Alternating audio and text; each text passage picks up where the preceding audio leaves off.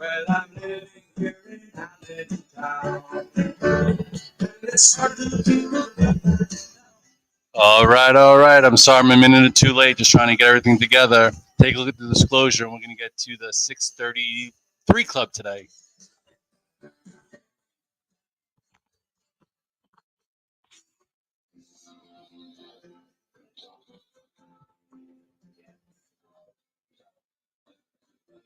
All right, all right. Good morning, good morning. It is 6:33. I'm sorry I'm a little late, just trying to take care of a lot of stuff. Hopefully everyone's feeling well. It is April 16th. My name is Scott Redler. I'm the Chief Strategic Officer of T3Live.com. Thanks for tuning in, and we're going to get the day going. We're going to figure out what to do next. I'm glad that I've explained many different ways to approach this market as an active trader. You know, we have all different time frames, right? We you have your active approach, your intermediate approach, your long-term approach, and it's all different. And if you could do a little bit of everything, you can get far in this market. You know, you can make a living, you could prepare for the future, and you could also prepare for college, and you also know, how the market's feeling in order to have risk on or risk off. So anyway, quick look here at the chart of the spies. We've spoken about this, and at this point, we are below the 21 day and below the 50 day. Yesterday, I talked about, because of what happened over the weekend, it seemed as if maybe we knew a little bit more about what would happen with the conflict between Iran and Israel. So there was a spot where sellers would need to come in and sell, and they sold the 515 area, this retest of the 8 and 21 days. So you had a chance, if you had too many longs, to get out, and you had a chance to actually put on some shorts, into resistance, and then it broke Friday's low to show conviction to the sell side, and then we made a low of 503.59. So we'll see what happens today. Right now, the spies are down a bit, not a whole lot, only down about 40 cents, so not a lot of huge follow through. Europe's broadly lower, Asia's broadly lower, and we'll see what happens today. The oscillator is minus 62. We get oversold at minus 40, so pressing shorts today could be a little tricky, but it doesn't mean you could blindly buy. So anyway, some people are like, Red Dog, what are you doing? And I talked to you guys about two different approaches. The what's it called? The portfolio approach, where I have 20, 10 longs, 14 longs, 15 longs, and I massage them, and the money, and it's just making me money, the market. And then I talk about tactical, where I have a bunch of, I don't really have many longs on. I test levels here and there. I do have a few leftover options. That it is what it is. But like you come in today, I roll down my puts. I'm in 4.99 puts in the spies. I'm in some puts in the Qs. I'm short some Qs. I actually just covered a little bit. Qs were down $1.40, so making a little bit of money pre-market, and then I'll see, if I could play some things for short active bounces. But anyway, if you go 2 months ago, I was long Microsoft and Meta and Nvidia and AMD and maybe some Micron and some ARM and some this and that.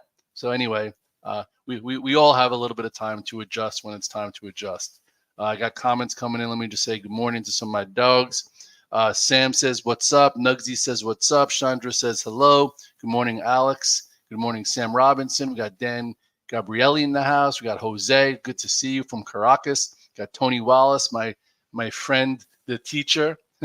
And again, this also, like on the weekends, I say, hey, review your chart patterns, review your candlesticks, and what do we see here? This is, you have your left shoulder, a head, a right shoulder, a head and shoulders pattern.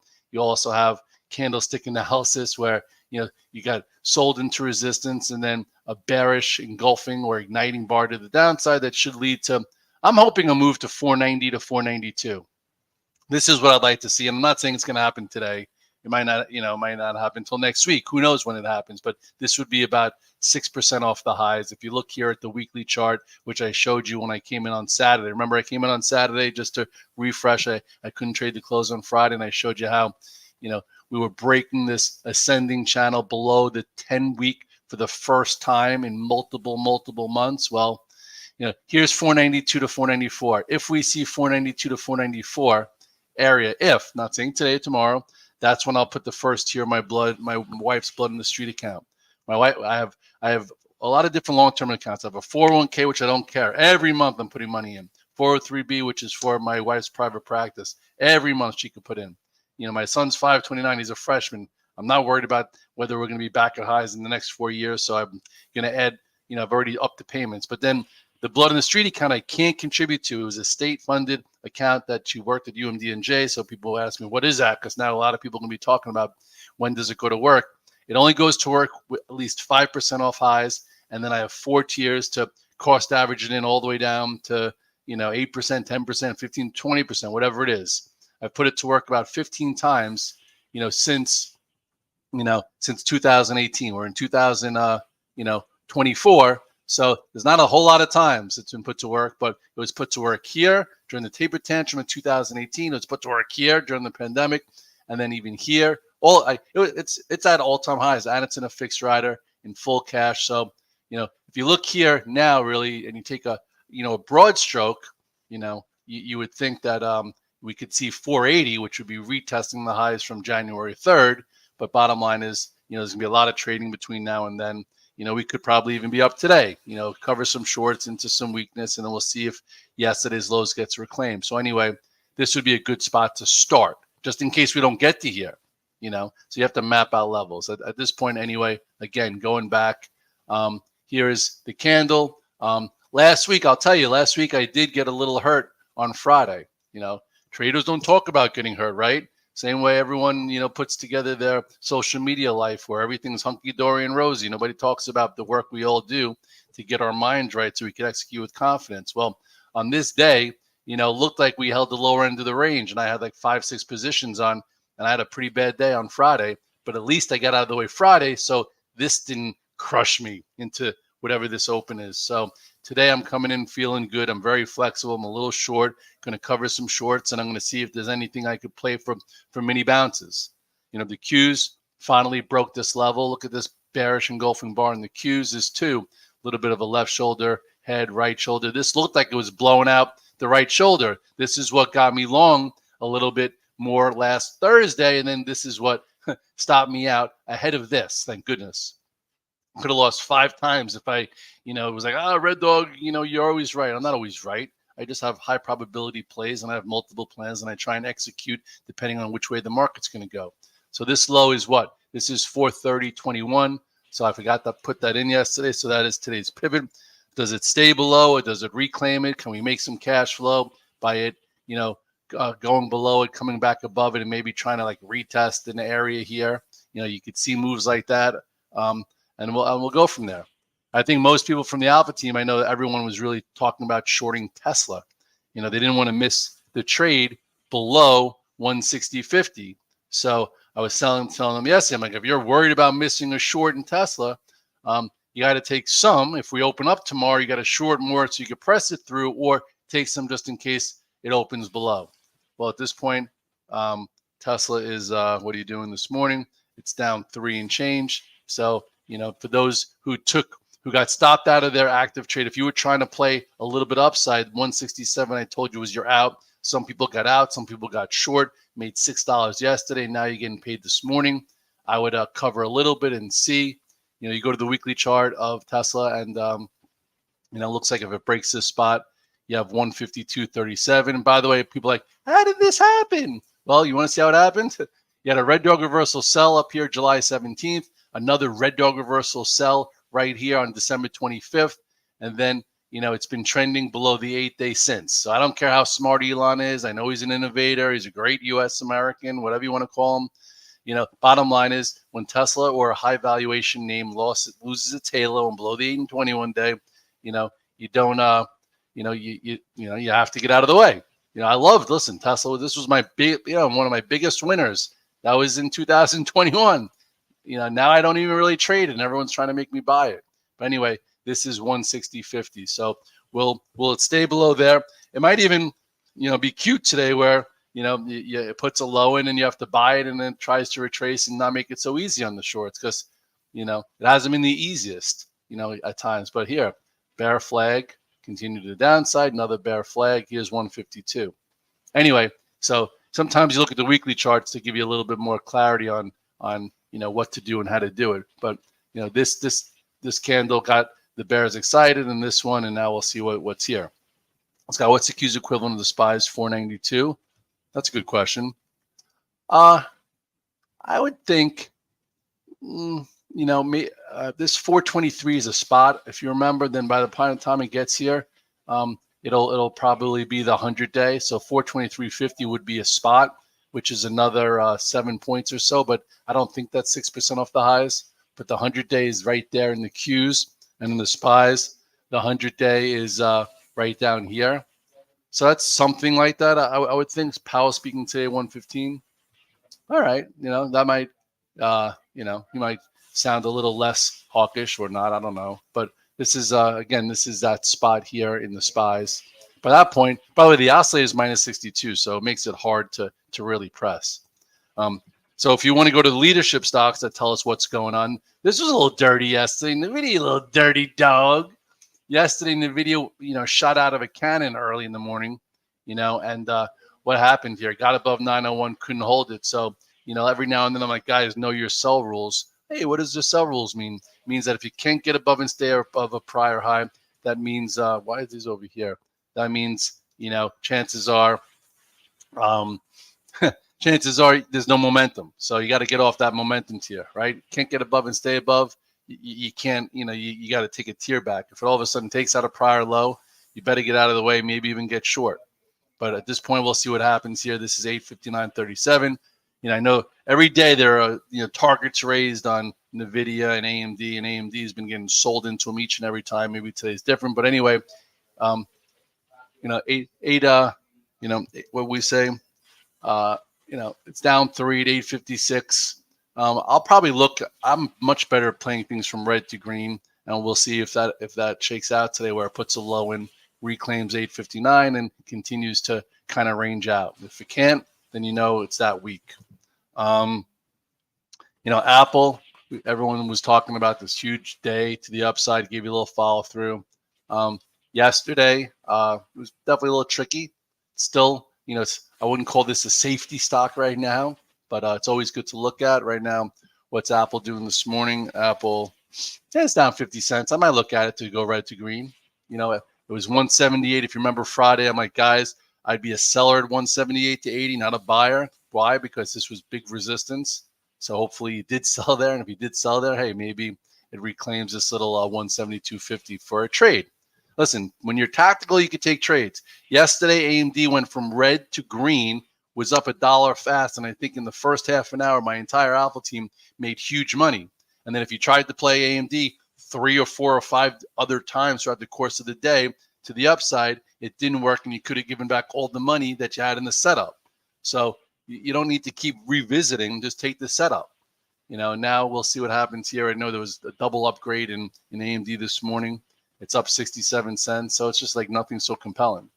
But again, yesterday there was, if you go, real quickly, AMD, and you want to look at, the chart, there was there was sometimes there's a fast money trade and then there's a no trade.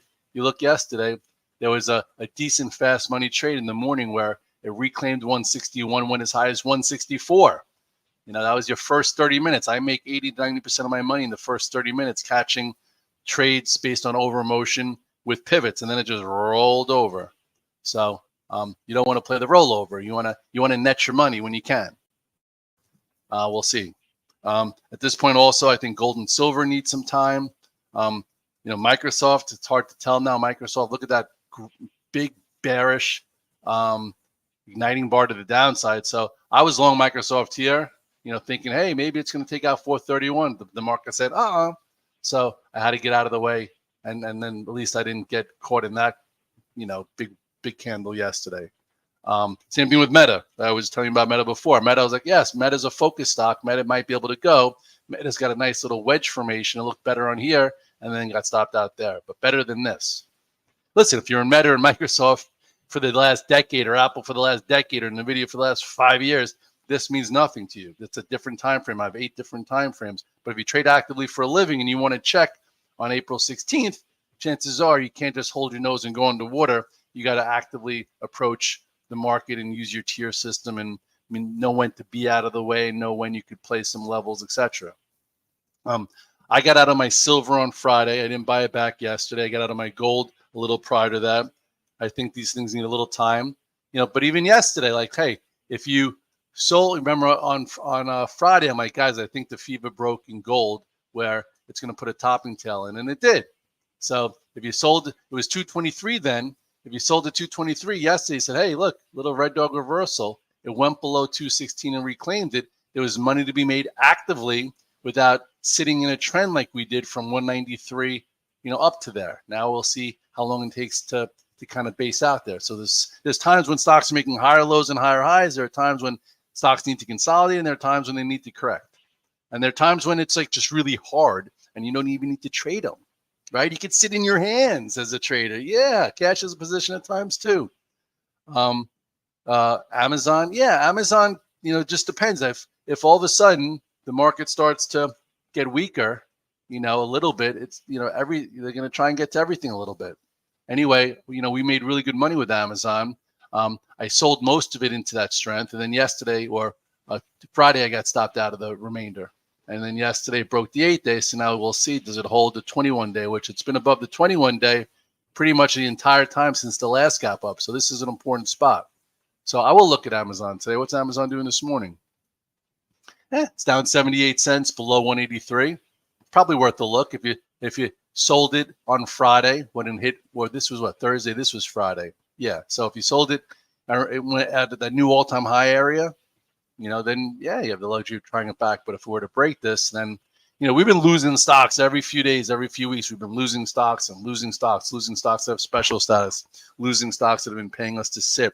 So when that's the case, you're looking for more tactical short setups. Like yesterday, a lot of people made good money shorting the open in the SPYs and the Qs, and boom, they made a ton. I'm not the best at that, and I'm not going to lie to you and tell you I am, but I'm pretty good at getting out of the way, knowing when things aren't really going up, and then pouncing when we're in a good spot.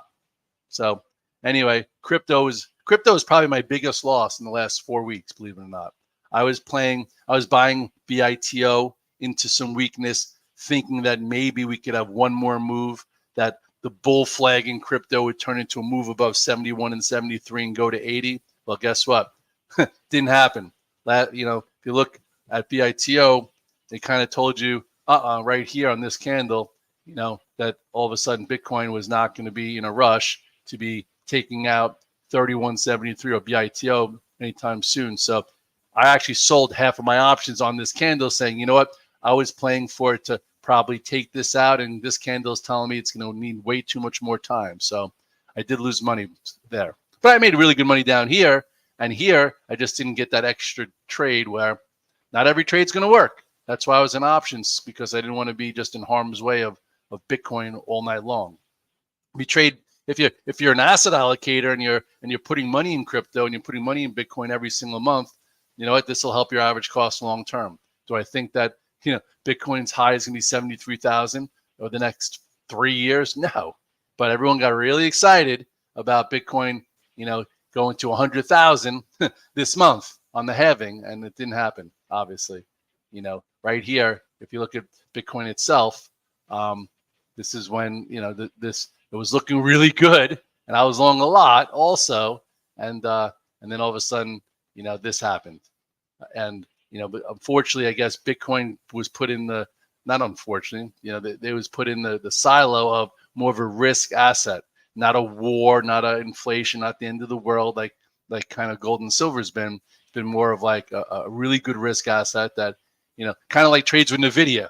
When Nvidia has been going well as an awesome, tech name, AI, so is what's it called? So is Bitcoin. So now it's at the bottom end of the range, and we'll see if this holds. Right now it's below the moving averages. So if you trade Bitcoin actively for a living, for cash flow, you got to be careful here, especially if that were to break, and hopefully you adjusted when the 68,000 didn't hold.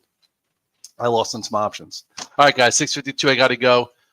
I covered a little bit of my Qs this morning. As you saw, I'm short the Qs, down $1.25. I'll probably get kind of flattish on that, and then see if I can play bounces and keep my puts on in the SPYs and the Qs for this week, just in case something out of the ordinary happens from the Mideast that, that could happen or not happen, but at least my risk is paid there. All right. Good luck today. I appreciate you.